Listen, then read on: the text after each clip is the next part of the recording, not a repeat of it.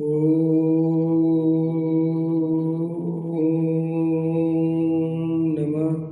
सिद्धेभ्यः।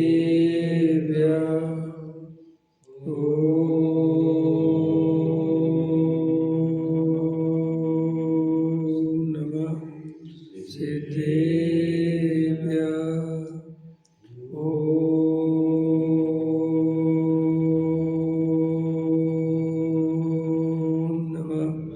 सिद्धेभ्यः। निर्मल ज्ञान परिठिया कम कलंक अपाल गौरेण बरु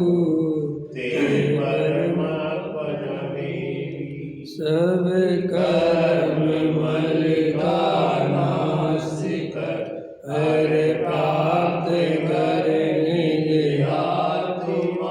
जो लीन निर्मल ध्यान में नम कर निकल परमात्मा संतन मानस तारो जिनके गुणों के गान में वे वर्धमान मान जिन विजरे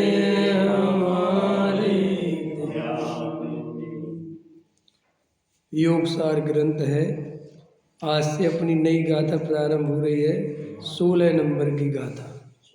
आत्मदर्शन ही मोक्ष का कारण है। इसके पहले आचार्य कहते हैं पुण्य कर्म मोक्ष सुख नहीं दे सकता। अब कहते हैं आत्मदर्शन ही मोक्ष का कारण है। अपादर्शन एक परु अणुणा किम विभयाणी मोहक कारण जोया चयु जानी निज आत्मा को जान नाई एक मुक्ति मार्ग है कोई अन्य कारण है ये योगी जन पहचान लो। हे योगी एक आत्मा का दर्शन ही मोक्ष का कारण है, मोक्ष का मार्ग है। अन्य पर कुछ भी मोक्ष मार्ग नहीं है, ऐसा जान। निश्चय न से तू ऐसा ही समझ। ये धर्मात्मा इस आत्मा का दर्शन ही एक मोक्ष मार्ग है। यह आत्मा एक समय में अनंत गुण संपन्न प्रभु है। उसे सर्वज्ञ देव के कथन द्वारा बताई हुई रीति से पहले जान। आत्मा मन वचन और काया से भिन्न है। पुण्य पाप के राग से तथा गुण गुणी के भेद से भी रहित है। ऐसे आत्मा का दर्शन ही एकमात्र मोक्ष का उपाय है। आत्मा का दर्शन अर्थात जहाँ मन की पहुँच नहीं, वाणी की गति नहीं, काया की चेष्टा जहाँ काम करती नहीं, विकल्प को जहाँ अवकाश नहीं, गुण गुणी के भेद का अवलंबन नहीं, ऐसा अभेद अखंड एक रूप चैतन्य आत्मा का दर्शन अनुभव प्रतीति करना, यही एक सम्यक दर्शन है। सम्यक दर्शन और मोक्ष मार्ग दो नहीं होते। देखो क्या कहते हैं, संबोधन करते ये योगी। हे योगी माने मुनिराज, मान के चलो आचार्य है तो अपने शिष्यों को संबोधन करते हैं हे योगी, हे मुनिवर। समझ में आया कि नहीं आया? क्या उपदेश देते हैं? एक आत्मा का दर्शन ही मोक्ष मार्ग है। समझ में आया? अन्य पर कुछ भी मोक्ष मार्ग नहीं है, ऐसा जान। और जो कुछ भी बाहर में है वे मोक्ष मार्ग नहीं है। उन्हें बाहर में व्यवहार से उपचार से मोक्ष मार्ग कह देते हैं, लेकिन असली मोक्ष मार्ग क्या है? असली धर्म क्या है? बस एक त्रिकाली ध्रुव गायक भगवान आत्मा, जो रंग राग से भिन्न, वेद से भी भिन्न निराला है। समझ में आया? जो शाश्वत तत्व, जो अनादि अनंत नित्य एक ज्ञायक भाव के रूप में विराजमान है, जिसकी सत्ता शाश्वत है, जो सदा काल ज्ञान रूप ही परिणमित होता है। रागादि रूप जो परिणमित होता है वो आत्मा नहीं है। समझ में आया कि नहीं आया? कसाय रूप जो परिणमित होता है वो आत्मा नहीं है। शुभ अशुभ भाव रूप जो परिणमित होता है वो आत्मा नहीं है। उसका दर्शन तो अपन रोज करते हैं। अपने को रागी, द्वेषी, संसारी ये सब मानते हैं ना अपन, और ऐसा अनुभव भी करते हैं, लेकिन ये सब संसार का कारण है। और जो वेद ज्ञान के द्वारा जो राग से भिन्न, शरीर आदि से भिन्न, संयोग से भिन्न एक जानने मात्र वाले ज्ञायक तत्व को, एक ज्ञान की अनुभूति को सो ही मैं हूँ, यही मैं हूँ, ऐसा जो दर्शन करता है, ऐसी जो अनुभूति करता है, ऐसा जो श्रद्धान करता है। जैन दर्शन में दर्शन के दो अर्थ होते हैं। एक दर्शन माने श्रद्धा और एक दर्शन माने देखना। तो जो दर्शन का अर्थ है देखना, वो उतना जैन धर्म में उपयोग में नहीं है, श्रद्धा वाला उपयोग में है। क्योंकि दर्शन तो बहुत हल्का होता है। ज्ञान जो दर्शन होता है ना, दर्शन उपयोग और ज्ञान उपयोग, तो दर्शन उपयोग में तो कुछ है, बस इतनी बात है। पहले दर्शन होता है, सिद्धांत होता है? पहले दर्शन होता है, सिद्धांत होगा, फिर ज्ञान होगा पहले। हाँ, पहले दर्शन होता है फिर ज्ञान होता है। समझ में आया?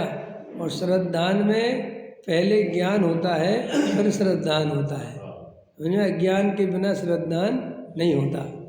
आत्मा की अनुभूति होती है, आत्मा का ज्ञान होता है, फिर आत्मा का श्रद्धान होता है। लेकिन श्रद्धान को पहले क्यों रखा?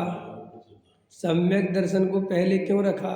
सम्यक ज्ञान को बाद में रखा? तो उन्होंने कहा कि श्रद्धा पलटे तो ही ज्ञान सच्चा है, और अगर वो श्रद्धा नहीं पलटे तो ज्ञान तो हो गया। जैसे वो आपको आत्मा का ज्ञान तो हो गया, स्वाध्याय कर करके समझ समझ के, तो भी अपन सम्यक दृष्टि नहीं है, क्योंकि अपनी श्रद्धा परिणमित नहीं हुई। तो वो ज्ञान कब पूज्य होता है, ज्ञान कब वंदनीय होता है? जब वो ज्ञान श्रद्धा को परिणमित कराने में काम करे। अगर हमारी श्रद्धा तो ज्यों की त्यों बनी रहती है, हम स्वाध्याय सुन जाते हैं, चले जाते हैं, और मैं आत्मा हूँ, मैं शरीर नहीं हूँ, ये सब सुन के चले जाते हैं, और ज्ञान भी हो जाता है, लेकिन हमारी श्रद्धा में शरीर में से एकत्व बुद्धि, शरीर में से कर्तृत्व बुद्धि, पुण्य में से धर्म बुद्धि, पूजा पाठ में से धर्म बुद्धि, क्रिया में से धर्म बुद्धि नहीं निकलती।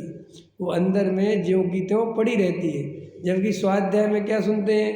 क्रिया में धर्म नहीं, पूजा पाठ में धर्म नहीं, भक्ति में धर्म नहीं, स्वाध्याय से धर्म नहीं, ऐसा सुनते हैं, पढ़ते हैं। और एक त्रिकाली ध्रुव भगवान आत्मा में हूँ, मैं प्रमत्त नहीं होता, मैं यहाँ प्रमत्त नहीं होता, मैं तो बस एक ज्ञायक भाव रहता हूँ। तो एक ज्ञान तो हो गया, फिर अपन सम्यक दृष्टि क्यों नहीं कहलाते, सम्यक ज्ञानी क्यों नहीं कहलाते?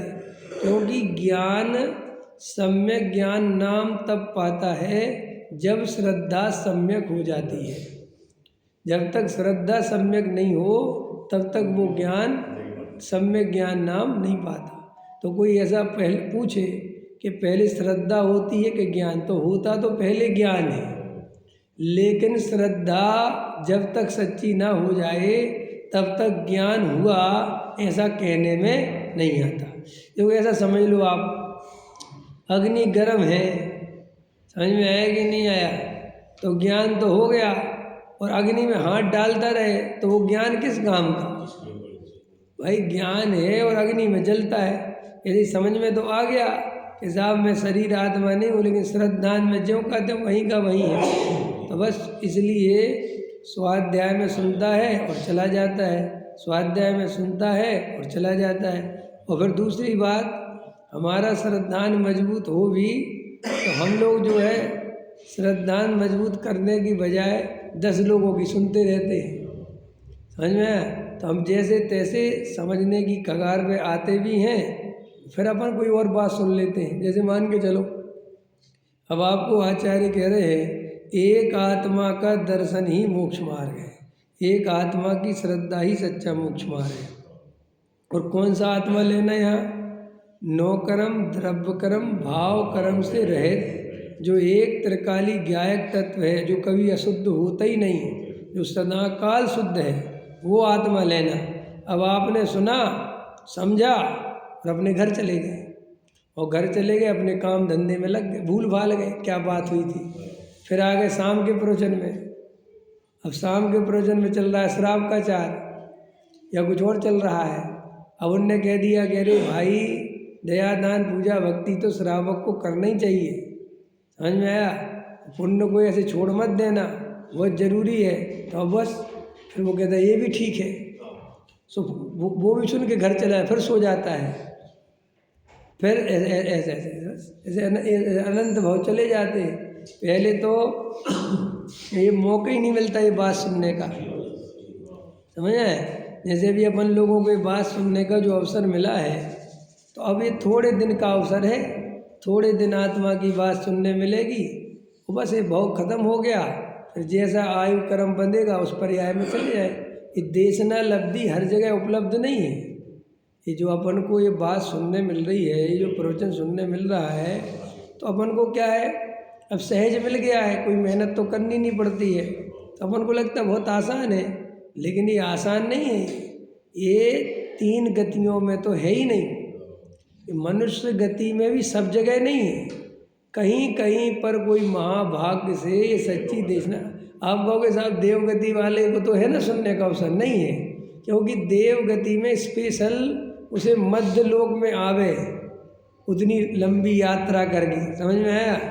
और यहाँ आके फिर वो समूषण में जावे तब वहाँ सुने, सो नहीं आता कि क्यों, कि वहाँ पे देवगति में, वहाँ पे विषय भोगों में, उधर काम धंधों में ऐसा उलझा रहता है कि उसे याद ही नहीं आती, समझ में आया कि नहीं। और जो सम्यक दृष्टि देव हैं, सो रियल में उनने तो अपना काम कर लिया, उनको तो कोई बात है नहीं, वो तो सुनने के लिए चले जाते हैं। असली देशना की जरूरत तो मिथ्या दृष्टि को है, और मिथ्या दृष्टि जीव सुनने को मिलती है तो वहाँ पर लापरवाही करता है, रुचि पूर्वक नहीं सुनता, सुनने के लिए सुनता है, तो बस ये समय चला जाता है। तो अभी जैसे अपन को समय मिला, रमेश जी समझ में आ रहा कि नहीं, तो सुनते भी ध्यान से हो, समझते भी ध्यान से हो, समझ में आया, लेकिन वो श्रद्धा में प्रतीति नहीं होती। श्रद्धा में निर्णय क्यों नहीं होता, क्योंकि यहाँ से निकलकर अभ्यास करने की बजाय काम धंधे में बाहर में उलझ के रह जाता है, और फिर सोचता है कि अब पूजा पाठ हो गई, अब स्वाध्याय हो गया, अब चलो दुकान पे चलाना है, तो पूरा उपयोग दुकान में तन्मय होकर लग जाएगा। अब वो दुकान में लगेगा तो यहाँ पर जो समझाया था वो भूल भाल जाता है। तो आप कहोगे कि साहब सम्यक दृष्टि भी तो घर गृहस्थी चलाता है, सम्यक दृष्टि भी तो विषय भोग है। ये सम्यक दृष्टि ने अपना काम कर लिया ना पहले, उसको तो श्रद्धान मजबूत हो गया। अब श्रद्धान मजबूत है तो दुकान चलाए, घर गृहस्थी में रहे, 6 खंड में, उसको डिस्टर्ब, अपना तो निर्णय ही नहीं है, नहीं समझ में आया। जब तुम्हारा निर्णय नहीं है तो तुम करोगे क्या भाई। लोक में भी हमें कोई काम करना है तो हम उसका निर्णय करना पड़ता है ना बारंबार। जैसे आपको एक मकान खरीदना है तो देखो आप रात दिन उस मकान के बारे में सोचते रहते हैं, उस गली से निकलेंगे तो बार बार सोचेंगे, देखेंगे, बार बार विचार करेंगे। तो ये सब बारंबार विचार क्यों हो रहा है, क्योंकि मकान लेना है, और एक बार मकान ले लिया, रजिस्ट्री हो गई, बात खत्म हो गई, आप अब बार बार थोड़ी भी। ऐसे ही सम्यक दर्शन अगर लेना है तो बार बार गहरा तत्व विचार करना पड़ेगा, समय निकालना पड़ेगा। अब जैसे अपन यहाँ से निकल गए बाहर, ये मत सोचो कि हमारा तो स्वाध्याय हो गया, नहीं नहीं, यहाँ से बाहर निकल कर अब जो स्वाध्याय में बात सुनी हुई है, अब उसको अंदर ही अंदर घूलन करो, अंदर ही अंदर में विचार करो कि आज प्रवचन में क्या आया था। आज बताया था आचार्य ने कि जो अंदर एक जानने देखने वाला ज्ञायक भाव है वही आत्मा है, और उस आत्मा के दर्शन का नाम, प्रतीति का नाम सम्यक दर्शन है। सो ये आत्मा कौन है, ये आत्मा तो मैं ही हूँ, और इसका अपनापन करना है मुझे। तो बारंबार व्यापार भी कर रहा है और अंदर में उसकी रुचि, उसकी धुरी वहीं लगी हुई है और उससे कोई डिस्टर्ब नहीं होता। व्यापार जैसे अपन ऐसे हजारों काम करते रहते हैं, करते कि नहीं करते। अपन फैक्ट्री में बैठे हुए हैं और कोई अंदर में कोई दूसरी बात चल रही है, किसी से पैसा लेना है, कहीं की रजिस्ट्री करानी है ना, किसी के यहाँ जाना है, कोई रिश्तेदार आना है, तो अपन बारंबार वो अंदर में वही चलता रहता है और बाहर में सब काम बताते रहते हैं, तुम ऐसे कर लो, ऐसे करो। तो कोई समझेगा कि सेठ जी तो व्यापार कर रहे हैं, लेकिन सेठ जी के अंदर में दो धाराएं चल रही हैं। एक उपयोग में बता देते हैं कि ऐसे ऐसे करो, और अंदर में वो रिश्तेदार कब आएगा, वो काम कब बनेगा, या वो काम कैसे करूं कि नहीं करूं, उनसे पैसा लूं कि नहीं लूं, उनको पैसा दूं कि नहीं दूं, वो मकान लूं कि नहीं लूं। अब ये सब बाहर में कहता कुछ नहीं है, लेकिन अंदर में वो सब उसके निर्णय होता चला होता है कि नहीं होता है। तो ऐसे आत्मा का निर्णय कैसे होता है, ऐसे ही होता है। लोग कहते हैं सम्यक दृष्टि कैसे होते हैं। सम्यक दृष्टि होने के लिए कोई पहाड़ पे नहीं चढ़ना होता है। सम्यक दृष्टि होने के लिए कोई खाने पीने का त्याग नहीं करना पड़ता। सम्यक दर्शन होने के लिए अंतरंग में गहराई से रुचिपूर्वक तत्व विचार करना पड़ता है। बस जो जीव गहराई से रुचिपूर्वक अंदर ही अंदर तत्व विचार करेगा और वो थोड़े समय में सम्यक दृष्टि हो जाएगा। अब लेकिन अपन क्या करते, सुना और घर चले गए और भूल भाल गए, और फिर अपन ऐसे नाम क्या देते हैं कि साहब हमारा क्षयोपशम कम है। क्षयोपशम की जरूरत नहीं है, ज़्यादा क्षयोपशम हो ऐसा नहीं है, क्योंकि आत्मा तो प्रत्यक्ष में प्रसिद्ध है। आत्मा भूलने की चीज़ है नहीं, ये तो अरुचि के कारण भूला रहता है। नहीं समझ में आया क्यों आत्मा क्यों नहीं भूल सकते। हमारा क्षयोपशम नहीं हो तो अरे भाई क्षयोपशम कितने ही कम हो, अंदर जानने देखने वाला जो है वो तो है ना, और मैं जान रहा हूँ, देख रहा हूँ, ये तो सबको जानने देखने में आ रहा है। तो जानने देखने में आ रहा है तो आत्मा भूला कैसे जा सकता है, वो तो याद है। और आचार्यों ने धर्म बताया कितना है कि जो जानने देखने वाला है सो आत्मा है, सो ही तू है, बस श्रद्धान कर, इतना तो धर्म है ही। अब इसके अलावा धर्म में कुछ याद करना थोड़ी, लेकिन अब तू गाथाएं याद करता है, नहीं समझ में आया कौन से शास्त्र में क्या बात लिखी है, कहाँ क्या आया है, तो सब भूल जाएगा। ये तो क्षयोपशम ज्ञान की बात है। लेकिन मैं जानने देखने वाला तत्व हूँ और यही आत्मा है। और ये जो कसाय है, क्रोध है, मान है, माया है, लोभ है, ये मैं नहीं हूँ। ये दोनों अनुभव में आ रहे हैं। अब इसमें से एक में हूँ और एक में नहीं हूँ। ये दृढ़ निश्चय करना है, श्रद्धान करना है, इसका नाम सम्यक दर्शन है। आया समझ में रमेश जी। अब उसमें ये तो श्रद्धान करता नहीं और शास्त्रों के आधार से शंकाएं करता रहता है। हमने तो शाम को सुना था कि निश्चय से तो ऐसा है, व्यवहार से तो ऐसा है, पूजा पाठ भी जरूरी है, भक्ति भी जरूरी है, व्रत उपवास भी जरूरी है, ऐसे उलझा रहता है और कोई कारण नहीं है। 1000 काम अपने माथे पे ले रखे आचार्य कहते। सम्यक दर्शन तो कुछ नहीं है, और दिन भर गहराई में जो जानने देखने वाला तत्व है चुपचाप रुचिपूर्वक उसका स्मरण करता रहे, होश में बना रहे, उसकी ओर ध्यान दिए रहे, तो वह कुछ काल में सम्यक दृष्टि हो जाता है। इतनी सरल बात है। और यही असली आत्मा की रुचि है। जैसे देखो कोई किसी लड़की से प्रेम करता है, प्रेम प्रेमिका होते हैं ना, तो देखो वो बाहर में सब काम करती है। और उसकी सगाई हो गई, मान उस लड़के की शादी है, तो देखो अंदर अंदर में गहराई में वो उसी के बारे में सोचती रहती है कि नहीं है कि अब उससे शादी होनी ना उसकी, और ये कई बार देखने मिला था, बार बार तो दोबारा मिला नहीं, तो उसके सोचेगी कितने सुंदर हैं, है ना, उनकी हेयर स्टाइल बहुत अच्छी है, देखने में बहुत अच्छे लगे, बात भी कितने अच्छे से करते हैं। तो देखो अब वो ये बात तुमसे नहीं बोल रही ना, वो कोई शब्दों में बोल रही, शब्दों में तो काम में कर, वो अंदर ही अंदर उसको चल रही है वो धारा। ऐसे ही अपने को अगर धर्म करना है, सम्यक दर्शन प्राप्त करना है, तो जगत से अरुचि करो पहले। जगत से अरुचि करने का मतलब है कि जगत में कुछ भी ऐसी चीज़ नहीं है जिसके लिए मैं बहुत ज़्यादा चिंतित हूँ, या बहुत ज़्यादा विचार करूं या बारंबार उसी के बारे में सोचूं। जगत में ये सब पर पदार्थ नश्वर हैं, क्षणिक हैं, संयोग हैं, और इनका कर्ता धर्ता मैं हूँ नहीं। भाई इनकी चिंता करने से मैं कर क्या लूँगा? मुझे देश की बहुत चिंता है, बहुत चिंता है। क्या करोगे देश की चिंता करें? भाई आप क्या करोगे कि नहीं साहब मैं अगर देश का नागरिक तो हूँ, मैं वोट तो देता हूँ, तो ठीक है, जब वोट देने का टाइम आए तो भाई बीजेपी की जगह कांग्रेस को दे आए। यही तो करोगे। इतने तो नहीं है तुम्हारे हाथ में कि नहीं साहब मैं देश बदलना। ठीक है, अगर तुम्हारी इतनी इच्छा है तो आ जाओ फिर राजनीति है, जाओ, उसमें क्या है भाई? करो, कुछ करो, धरना प्रदर्शन करो। वहाँ पे जंतर मंतर पे आंदोलन होते रहते। वहाँ पे ये जंतर मंतर पता है रमेश जी, आंदोलन करने के लिए बना हुआ है। तुम्हें करना हो कोई आंदोलन मोदी के खिलाफ तो जा सकते हो वहाँ है। मोदी के खिलाफ ही करोगे क्योंकि मोदी है भी सत्ता में। जो सत्ता में रहता है उसी के खिलाफ तो आंदोलन होगा। राहुल गांधी के खिलाफ थोड़ी हो जाएगा है। अब मेरा कहने वाला समझो, तुम क्या करोगे?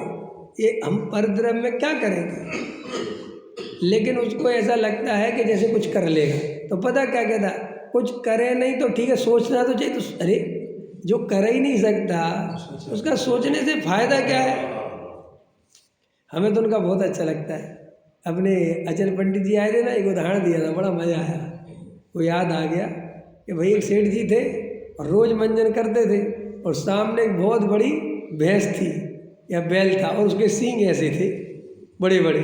तो जो रोज़ मंजन करे और उसका वहाँ पे सामने चेहरा देखे, तो इनके मन में क्या आवे कि अगर इसके सींगों के अंदर मेरी गर्दन फंस जाए तो कैसा लगेगा है? और रोज सोचते रहते, और एक दिन अंदर इतने ज़्यादा वो हो गया कि देखूँ तो कैसा लगता है कुछ है। और फिर जो उस तरफ बैल ने पटका और जो उसकी दशा हुई, और सेठ जी की हड्डी पसली टूट गई। अब अस्पताल में चले गए। अब कोई आवे तो कहे समझ में नहीं आता ये हुआ क्या ऐसा होता है कि नहीं होता है? क्या हुआ है तो हमें, जैसे जैन साहब जो चोट लगी ना ऐसा ही है। अब क्या हुआ वो हमें ही नहीं पता लग गई, दिमाग में आ गया, लग गई। आचार्य कहते ऐसे ये जीव बाहर में सोचता रहता है, ये जानता नहीं कि बाहर से मुझे मिलेगा क्या। सोच आदत पड़ी सोचने की, हमें बहुत सी आदतें सोचने की पड़ी, हमें कोई पता ही नहीं हम क्यों सोच रहे। अब जैसे अपन बैठे हमारे बिल्कुल खाली, और बहुत अच्छा समय है, आत्मा का ध्यान करो, वेद ज्ञान करो, अपने स्वरूप में रमण। वो तो ये नहीं करेगा, किसी का घर बन रहा होगा तो वहीं देखने लगेगा। ये दीवार देखो कैसी बना रहे हैं, थोड़ी तिरछी बना रहे हैं, देखो इसमें इसने ना सही नहीं लगाया, ये ईंट सही नहीं है। अब इससे कहो कि तुम्हें क्या लेना देना है, तो पता क्या कहता है, बैठे बैठे करें क्या? क्या तर्क है उसका? भाई बैठे बैठे क्या करें? अब तो आजकल ये मोबाइल आ गया तो लोग इसमें लगे रहते हैं, तो ये बाहर के खुरापात बच गए। तो पहले पता लोग ऐसे ही है, दूसरे का मकान बन रहा है वहीं कुर्सी डाल के बैठे, बस दूसरे का रहा है। उनसे पूछो आप ही वहाँ क्यों बैठे? अरे देख रहे कैसा बन रहा है, तो ठीक है एक काम करना, हम रोटी खाने जा रहे हैं, तुम देखते रहना। हाँ हम देख रहे, तुम जाओ तसल्ली से, लेना ही नहीं, कुछ देना ही नहीं, देख रहे। तो अपन तो अपने जीवन में अपन को संसार की रुचि क्यों है, अपन संसार में क्यों रहना चाहते, अपन को पता नहीं है। अपन ने कोई निर्णय नहीं किया है कि हमने कोई निर्णय लिया कि नहीं हमें संसार, हमें पता ही नहीं। हम तो बहती गंगा में बहते जा रहे हैं। कोई पूछ रहा कहाँ बैठ जा रहे हो, पता ही नहीं कहाँ जा रहे हैं। ऐसे हम आपसे पूछे कि आपको संसार की रुचि है क्या? संसार की रुचि ये क्या होती है? अरे तुम्हें संसार में रहना है क्या? ये क्या होता है? क्यों इतना बेहोश पड़ा है कि संसार क्या है, संसार की रुचि क्या है, यहाँ रहने का मतलब क्या है, मैं कौन हूँ, मैं कहाँ से आया हूँ, ये स्त्री पुत्र मकान दुकान कौन है, ये कहाँ से आए, मैं पहले कहाँ था, इसके बाद कहाँ चला जाऊँगा, कल तक तो मैं यहाँ नहीं था, और एक कल आएगा जब मैं यहाँ नहीं रहूँगा। होगा कि नहीं? इस दिल्ली में तुम कल तक थे नहीं, और कल फिर आएगा कि तुम नहीं होगे, लेकिन ये दिल्ली तो होगी ना है। तो दो कल के बीच में आज फंसा है, समझ में, और दो कल के बीच में आज फंसा है और तुम दो कलों में नहीं रहोगे, कल भी नहीं थे और आने वाले कुछ समय बाद फिर नहीं रहोगे, लेकिन ये जितनी देर के लिए है उतनी देर में भ्रम से ये दिल्ली मेरी, ये मकान मेरा, विश्वास नगर मेरा, मंदिर मेरा है, और ट्रस्टी बन जाए तो संस्था मेरी, इसका मालिक मैं हूँ। आचार्य कहते देखो कैसा पागल है, होश नहीं, थोड़ी देर पहले कुछ नहीं था और अभी 5-10 लाख दे के कहता है इसका मालिक हूँ, और अभी थोड़ी देर बाद फिर सुहा, फिर कुछ नहीं रहेगा। लेकिन वो थोड़ी देर का जो मौका मिला है उसमें निगोद जाने की तैयारी करता है।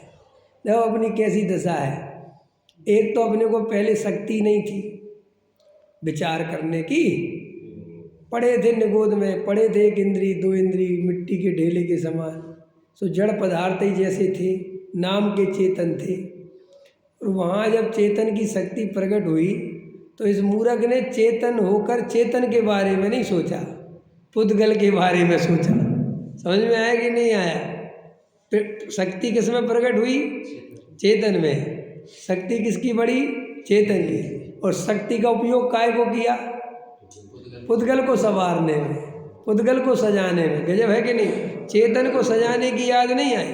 ये बड़े बड़े वैज्ञानिक, बड़े बड़े इंजीनियर, बड़े बड़े डॉक्टर इंटेलिजेंट होते बहुत ज़्यादा, समझ में, बहुत ब्रिलियंट लोग होते हैं, IAS बनते ऐसे ही थोड़ी बन जाते हैं, बहुत ब्रिलियंट होते हैं। चेतन की शक्ति ज़्यादा है कि नहीं उनमें? लेकिन देखो उनने अपनी सारी शक्ति, किसी ने देश को बनाने में, किसी ने विज्ञान मशीनें बनाने में, किसी ने इलाज करने में, दवाई दारू खोज करने में, कोई पुल बनाने में, कोई कुछ बनाने में, ऐसी दुर्लभ पर्याय, ऐसा दुर्लभ जीवन वो पुद्गल को संवारने में लगा देता। और पुद्गल का क्या है भाई?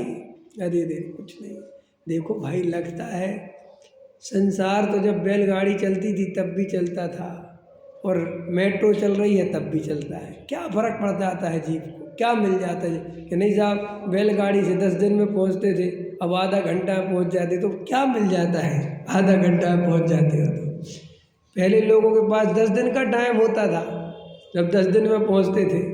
आज लोग आधे घंटे का टाइम नहीं है, उसमें भी कहते और जल्दी करो कुछ, और 15 मिनट में पहुंच जाए।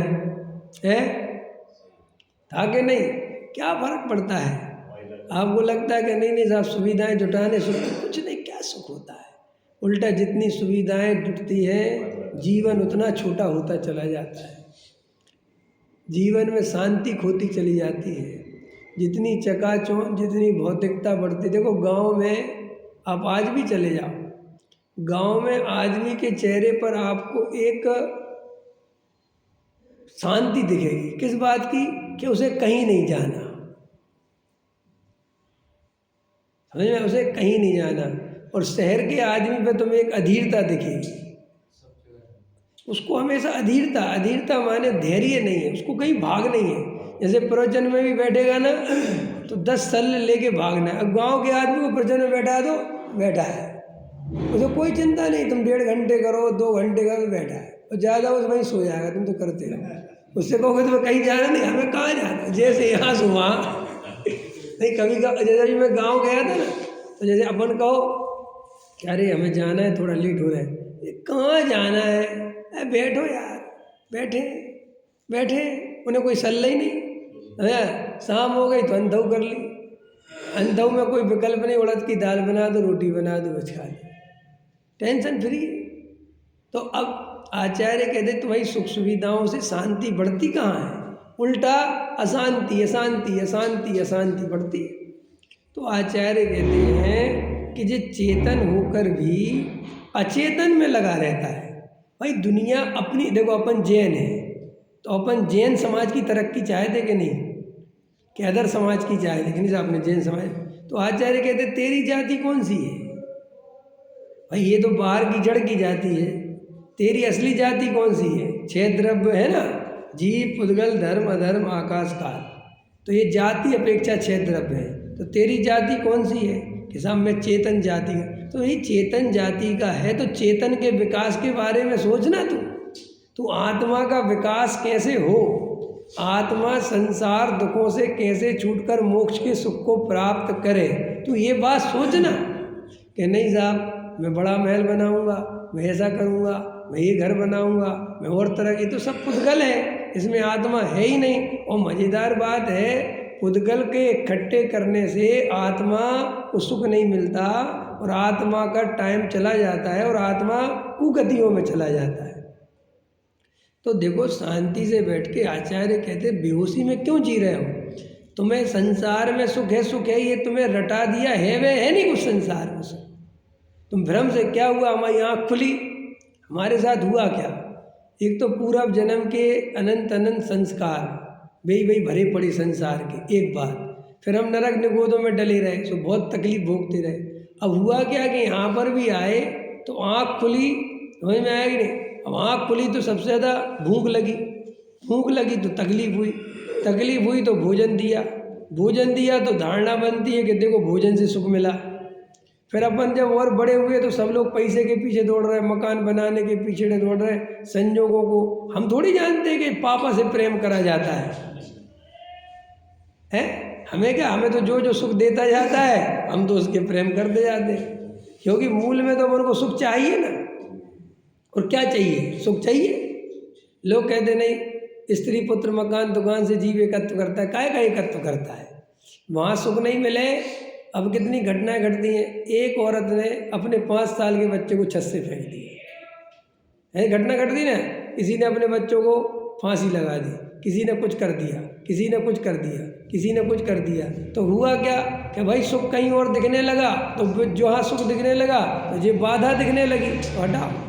तो जीव तो भ्रम वास्तव में कहता है कि हम परद्रव्य के पीछे पागल हैं, सुख के पीछे पागल हैं, काहे के पीछे पागल हैं। अब आचार्य कहते हैं तुम सुख के पीछे पागल हो तो थोड़ा शांत हो जाओ, शांत होकर देखो क्या सुखी होने का उपाय ये परद्रव्य हो सकता है क्या। अगर ये सुखी होने का उपाय परद्रव्य था तो मैं इतने सालों से 50 साल हो गए मुझे ज़िंदगी में, इन संयोगों से मुझे सुख क्यों नहीं मिलता। जब देखो दुख ही दुख, और संयोग बदल के थक गया मैं तो, नहीं समझे, भोग के थक गया मैं, सुख तो मिलता नहीं। क्षण भर का भोग और अनंत दुख, न भोजन करो तो दुख, घूमो फिरो तो दुख, शादी करो तो दुख, बाल बच्चे करो तो दुख, पढ़ाओ लिखाओ तो दुख, बड़े हो जाएं तो दुख, छोटे रहे तो दुख, सुख कहाँ मिलता है। तो फिर आचार्य कहते सुख मिलता है कि नहीं मिलता, तो फिर तू दौड़ता क्यों है उनके पीछे, विचार नहीं करता, क्या नहीं करता।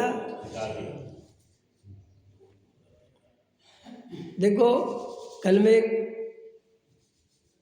कोई छोटी सी क्लिप थी कि सुन रहा था, गरीब आदमी गरीब क्यों रहता है और अमीर आदमी अमीर क्यों हो जाता है, बहुत अच्छे से। तो बोला गरीब आदमी इसलिए गरीब रहता है कि वो गरीब क्यों है इसका विचार नहीं करता, आया समझ में। उसके बाप दादा घन चलाते आ रहे, मजदूरी करते आ रहे, तो उसके दिमाग में वो ही फिट हो जाता है कि हम तो मजदूरी करने के लिए बने हुए हैं, समझ में आया। और हफ्ते में एक बार शराब पीने मिल जाती है, नॉन वेज खाने मिल जाता है, तो उसमें प्रसन्न रहता है और अपने पत्थर तोड़ता रहता है। तो फिर अमीर कौन बनता है, जो विचार करता है कि गरीबी क्या है, इससे निकलने का उपाय क्या है, समझ में आया कि नहीं, मुझे गरीब नहीं रहना, मुझे कुछ करके दिखाना है। तो वो आदमी विचारशील होने के कारण वो निकलता है। ऐसे ही संसार में कौन रहता है, जो संसार में बेहोश है, बस।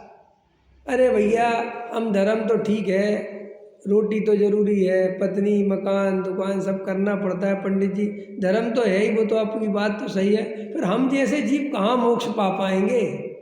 अरे मोक्ष तो वे VIP लोग जाते हैं, समझ में आया कि नहीं आया, तीर्थंकर जैसे वहाँ पर। अरे अपन तो संसारी हैं, अपन तो भगवान की पूजा पाठ कर लो यही बहुत है, विधान रचा लो यही बहुत है, सम्मेद सागर का पहाड़ चढ़ जाओ यही बहुत है। देखो संसारी जीव की प्रवृत्ति देखो आप ध्यान से, कितना बेचारा बेहोश पड़ा। भगवान होकर भगवान बनने की ताकत है तुझ में, मान बैठा हूँ पुजारी हूँ बस में, समझ में। भगवान बनने की और मान बैठा हूँ पुजारी हूँ बस। तू अपना तू हृदय टटोल, तू अपने अंदर झांक के देख भाई, भगवान कोई और नहीं है, तू स्वयं भगवान है। अरे साहब हम कैसे भगवान हो सकते हैं? हम तो मनुष्य हैं, हम तो रागी द्वेषी हैं, पति पत्नी वाले हैं, है ना। अभी काहे के भगवान भगवान? अरे भैया अब इस जन्म में तो हमारी देखो पूजा पाठ भक्ति चल जाए तो आचार्य कहते देखो ये जीव अपनी सामर्थ्य भूला हुआ है। और अपन को संसार में बिल्कुल, रमेश जी हैं, हम सब हैं, हमें क्या मिल रहा है? संसार क्या मिल गया? लेकिन अंत तक देखो हम संसार को पकड़े क्यों? हम अपनी कल्पना से अपनी इज्जत बना लेते हैं। इज्जत तुम्हें देता कोई नहीं, तुम्हारी कल्पना में ऐसा है कि तुम्हारी इज्जत है, और तुम्हारी कल्पना से ही तुम्हें ऐसा लगता है कि मेरी इज्जत चली जाएगी। अरे इज्जत है कहाँ, कहाँ चली जाएगी तुम्हें? अब वो इज्जत तुम्हें, जैसे पेंट होता है ना, पेंट अब तो जमाने बदल गए, तो पेंट में क्या अरविंद जी पहले लोगों के थेगड़े लगाते। थेगड़ा समझते हो? थेगड़ा जैसे पट गया पेंट तो इतना दूसरा कपड़ा लगा दिया, तुम्हारे क्या बोलती? थेगड़ी। हमारे यहाँ थेगड़ा वेगड़ा बोलते, ठीक है जो भी। थेगड़ा थेगड़ा, अब थेगड़ा लगा लिया बेचारा, तो थेगड़ा छुपाता फिरता है कि किसी को पता ना चल जाए कि मैं थेगड़ा लगा। मूर्ख चल, रफू बमू स्टाइल के क्या जो भी है, क्यों छुपाता है? नहीं नहीं किसी को पता है। अरे कौन, सब जानते कि तू गरीब है, कोई तुझे बड़ा आदमी नहीं मानता है, समझ में। लेकिन क्या करे, क्या करे? वो दीनता का भाव छुपा हुआ है तो छुपाता है। रहता है कि नहीं रहता है? ऐसे वो आचार्य कहते भ्रम से मरा जा रहा। अरे कुछ इज्जत है भैया हमारी, सबको पता चल जाएगा कि हमारे घर में कोई इज्जत नहीं है तो क्या होगा? क्या होगा? क्या होगा? फ्री हो जाएगा। एक बार मोहल्ले में जाके कह दे मेरी कोई इज्जत नहीं है साहब घर में, फ्री घूमेगा फिर तो समझ में आया? फिर तो उससे कोई कुछ नहीं पूछेगा। कहेगा साहब आपकी पत्नी, साहब कोई नहीं सुनता, सब अपने अपने फ्री हैं साहब, हमारी बिल्कुल नहीं चलती। अब लेकिन पंडित के सामने ढांकता फिर रहा है। नहीं नहीं साहब, हमारे डॉक्टर साहब बहुत अच्छा उदाहरण देते। एक बार एक सेठ जी के घर पे गए होंगे, तो सेठ जी बड़े उससे अपनी बातें कर रहे थे। बोले देखो पंडित साहब, बहुत भगवान की कृपा है हमारे ऊपर, बहुत कृपा है। बोले बहुत अच्छी बात है।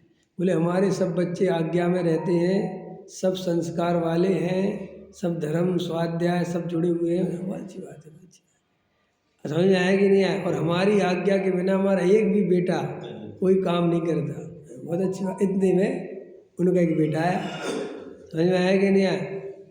और डॉक्टर साहब का प्रवचन था, तो बोले आज हमारा पूरा परिवार आएगा प्रवचन में, सब आएंगे। उन्होंने कहा अरे आजकल के बच्चे तो आते नहीं। अरे बोले बच्चे, हमारी आज्ञा के बिना हमने कह दिया तो सबको जान ही जाना है। अच्छी बात है।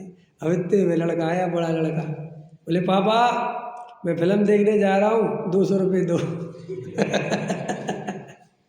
और दादा बहुत अच्छे सुनाते हैं। तो बोले कोई फिल्म देखने नहीं जाना है, और पंडित जी आए हुए, समझ में आया कि नहीं आया? और आज प्रवचन में जाना है। पापा फालतू दिमाग खराब मत करो मेरा। ये पंडित जी बैठे, हाँ ठीक है पंडित जी होंगे, जय जयंत पंडित जी, लाओ 200 रुपये दो। अरे चलो ठीक है दे रहा हूँ, कोई बात नहीं, ले जा 200 रुपये, लेकिन कल तो जाएगा ना? हाँ कल जाएगा। और 200 रुपये लिए, चला गया। तो अब डॉक्टर साहब बैठे थे, तब उनकी तरफ देख रहे, बोले नहीं आज पता नहीं क्यों ठीक सा नहीं है, मजबूरी सा है। लेकिन वो कह तो रहा ना मेरी आज्ञा के बिना तो नहीं गया ना। देखो मैंने कहा जाओ तभी गया। अरे उन्हें बोले आज्ञा कहाँ मांगने आया था, वो तो बताने आया था और 200 रुपये चाहिए है। समझ में आया कि नहीं आया? एक आदमी अपनी पत्नी से लड़ रहा था, और पत्नी ने उसको बेलन से मारने के लिए दौड़ी, तो जाके पलंग के अंदर छुप गया, पलंग के नीचे। तो अब बाहर नहीं निकलता, तो मोहल्ले का कोई आ गया, समझ में आया कि नहीं? अरे बोले बाहर तो निकलो। बोले मैं तो नहीं निकलता। बोले अपनी पत्नी से इतना डर लगता है क्या? बोले पत्नी से क्यों डर लगता है, मेरी स्वतंत्रता, मैं पलंग के अंदर रहना चाहता हूँ, मैं किसी की सुनता नहीं ऐसा समझ आया? तो आचार्य कहते ऐसा मूर्खपन है, अज्ञान है। ये हंसी आती है अपन को, अपनी ज़िंदगी ऐसी तो है, बोझा ढो रहे हैं, ज़बरदस्ती लगे हुए हैं और तो दुनिया को दिखा रहे हैं। ऐसा हमारे घर में चलती है, हमारी पत्नी सुन, अरे कौन किसकी सुनता है रे भाई, पर द्रव्य तेरे अधीन नहीं, तू भ्रम से उसका कर्ता भोक्ता मानता है, लगा रहता है, बोझा ढोता रहता है, इज्जत बेइज्जती समझता है। कौन किसकी इज्जत करता है, कौन किसको अच्छा अपने आपस में बताओ, कौन किसको अच्छा मानता है? हैं? अभी मैं अरविंद जी की, तुम अरविंद जी को हटाओ यहाँ से, और अभी मैं तुम लोगों से कहूँ अरविंद जी बहुत अच्छे हैं, तो मुझे अभी तुम लोगों में से कोई कहेगा अरे तुम कहाँ पंडित जी भ्रम में पड़े, एक नंबर के सही आदमी नहीं है वो, बहुत आप नहीं जानते, जैसे दिखते वैसे है नहीं। और फिर अरविंद जी को बैठा लो और वीके जैन जी को भेज दो, फिर मैं वीके जैन की तारीफ करूँ तो वीके जैन तो अच्छे, अरे आप नहीं जानते। तो कौन किसको अच्छा मानता है? नहीं, हृदय पे हाथ रखो। जैसे होता क्या है, 6 आदमी बैठे तो 7वें आदमी की बुराई करते हैं, समझ में? उन 6 की तो कर नहीं सकते, तो किसकी करेंगे? जो है नहीं वाली। हाँ, जो नहीं आ रहा, और फिर 6 में से फिर एक गया, फिर उस 5 की करेंगे। तो इसलिए कई लोग समझ जाते हैं कि हम गए तो हमारी होगी, तो बैठे ही रहते हाँ। तो बराबर, तो ऐसे सिद्धि गुरु कहते ऐसे ऐसे वो करता है कि हमारी बड़ी इज्जत है, अरे काहे की इज्जत, 2 कौड़ी की इज्जत। तो आचार्य कहते ऐसे इस संसार में इसको पता नहीं है अपने को कि अपन संसार में रुचि करके क्यों रह रहे, अपन को क्या मिलेगा। आज ये बच्चों से अपने को क्या, भाई जगत में बेहोशी तोड़ो तो जगत कितना आईने की तरह बिल्कुल स्पष्ट है। देखो भाई कितना क्लियर है, देखो ये शरीर अपना सदाकाल ऐसा रहेगा नहीं, कितनी क्लियर बात है। ये बुढ़ापे की ओर बढ़ रहा है, इसमें रोग बढ़ेंगे, आकुलता बढ़ेगी।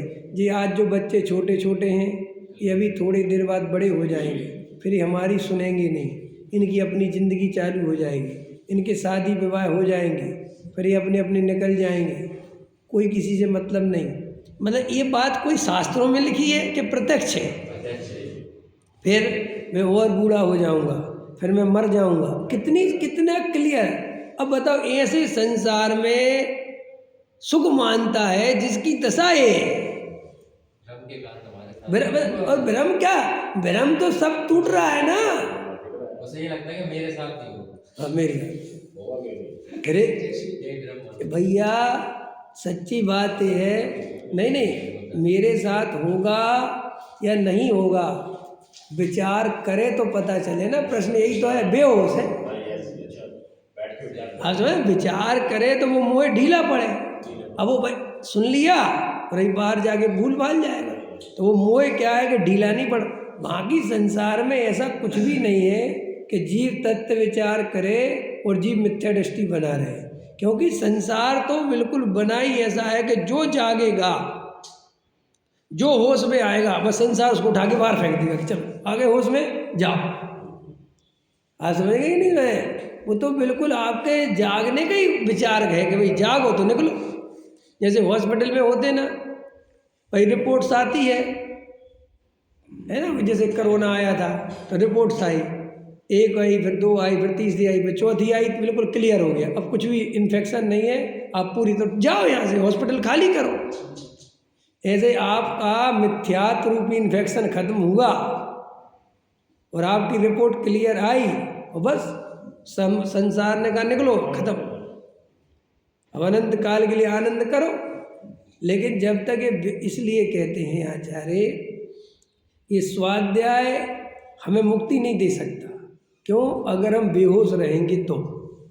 रोज आत्मा की बात चल रही, रोज वही बात चल रही, सब समझ में आ रहा है, लेकिन हमें समझ में आने पर भी मिथ्या दर्शन क्यों है? इसलिए कि हम विचार नहीं करते।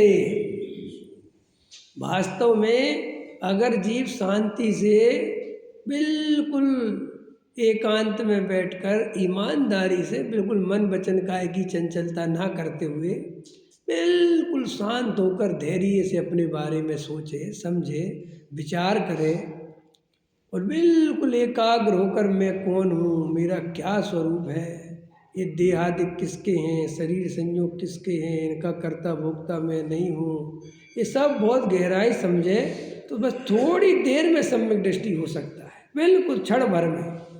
लेकिन क्या करें, मन वचन काया की चंचलता नहीं छोड़ता, एकांत में नहीं बैठता, कुछ ना कुछ विचार ही करता रहता है। और विचार क्यों करता रहता है? तो कहता है विचार आते रहते हैं। क्या कहता है? ये विचार आते रहते नहीं है, ये विचार करने की जन्मों जन्मों से आदत पड़ी हुई है। क्यों? हमें देखो कैसा व्यसन है ये विचार करना। जैसे विचार करने के लिए कुछ ना बचे तो भूतकाल की पर्यायों का विचार करना है। अब जैसे जो बूढ़े लोग हैं, विके जैन बूढ़े हो गए नहीं? हाँ। अब जैसे जो बुढ़ापे में है, अब इनके पास भविष्य तो है नहीं, भविष्य में तो मरने का है, जो मरेंगे जब।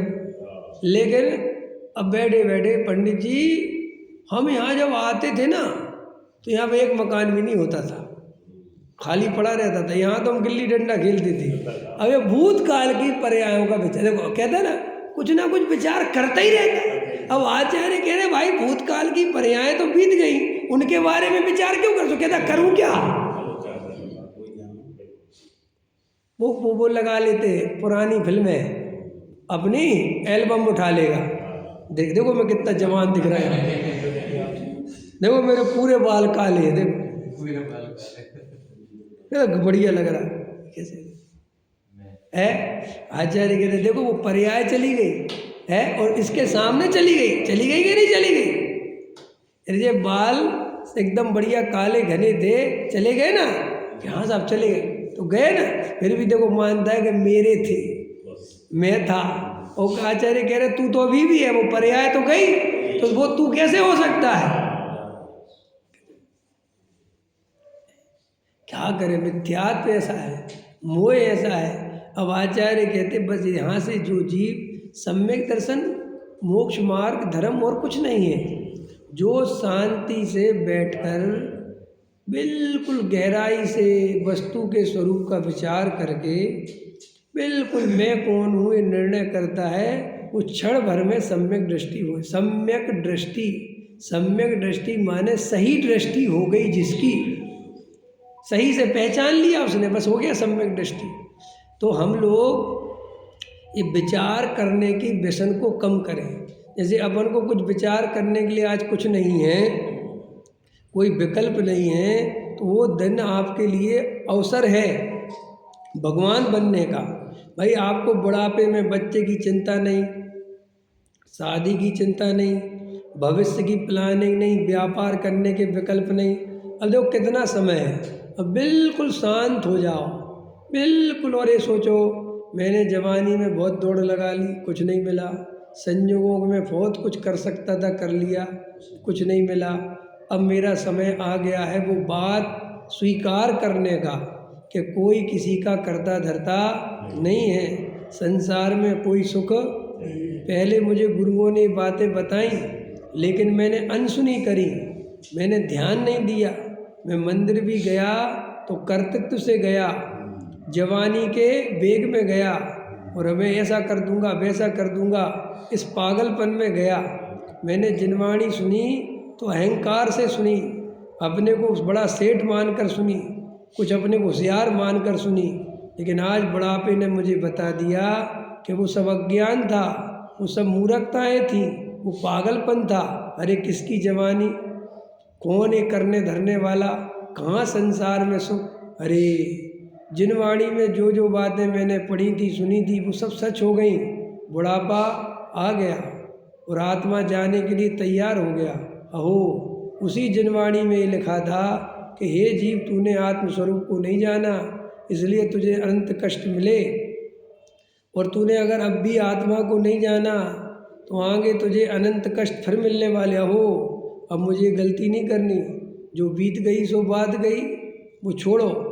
लेकिन वर्तमान में मेरी इंद्रियां काम कर रही हैं, मेरा ज्ञान जागृत हो रहा है, मैं आत्मा के अनुभव के करीब हूँ, मैं अपने गायक को देख पा रहा हूँ, मैं अपने स्वरूप को पहचान पा रहा हूँ। सब जगह से मोह छोड़ता हूँ, सब जगह से राग द्वेष हटा लेता हूँ। कोई मेरा नहीं, शरीर मेरा नहीं, संयोग मेरे नहीं, राग मेरा नहीं, अहंकार मेरा नहीं, इज्जत आबरू मेरी नहीं, मैं तो एक चैतन्य तत्व हूँ। हे जनेन्द्र देव, हे जनवाणी माँ, हे मुनिराज, मैं आपकी साक्षी में बात अब स्वीकार करता हूँ और अब अनंत काल में कभी भ्रमित नहीं होऊंगा, कभी यह पागलपन अब द्वारा नहीं करूँगा, कभी अपने को देह नहीं मानूंगा, संयोग वाला नहीं मानूंगा, कसाय वाला नहीं मानूंगा।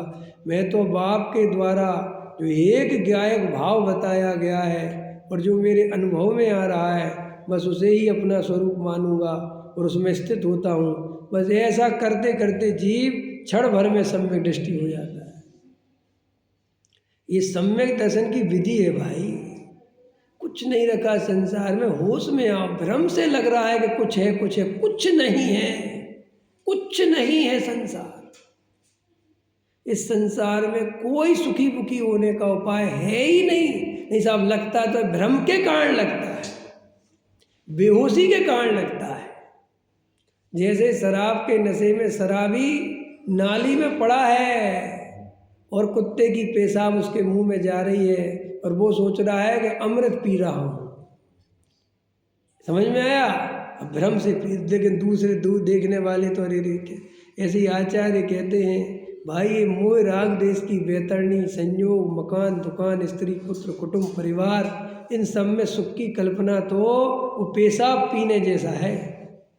कुछ नहीं रखा संसार में। तो निर्णय करें, आत्मा का अनुभव करें, हम सब सम्यक दृष्टि बने। इसी मंगल भावना के साथ ये बात पूरी करता हूँ।